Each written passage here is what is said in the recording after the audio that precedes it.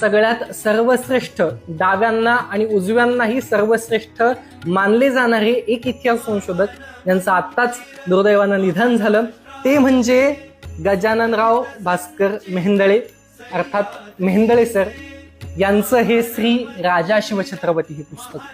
खरं म्हणजे आता याचे इथं तुम्ही पाहत असाल तर याचे माझ्याकडे 2 खंड आहेत, परंतु हे पुस्तक मात्र एकच आहे म्हणजे एवढंच फक्त पुस्तक आहे. या पुस्तकामध्ये फक्त अफजल खानाच्या पर्यंतचा भाग गजानन मेहेंदळे यांनी पूर्ण केलाय.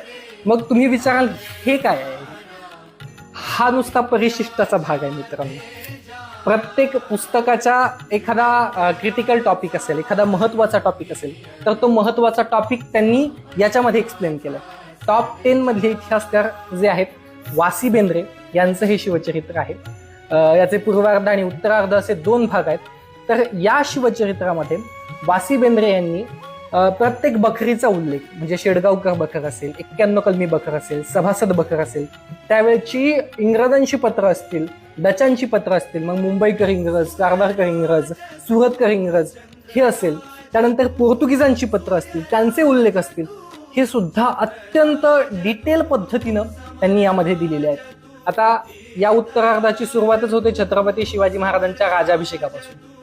म्हणजे आपण जो राज्याभिषेकाचा व्हिडिओ बनवला त्याला महत्वाचे संदर्भ वासी बेंद्र्यांचे आहेत. आणि वासी बेंद्र्यांचं सगळ्यात महत्वाचं उल्लेख तुम्हाला सांगायचा झाला तर छत्रपती शिवाजी महाराजांचं पहिलं ऑथेंटिक चित्र हे कुणी शोधलं असेल तर ते आहेत वासी बेंद्रे.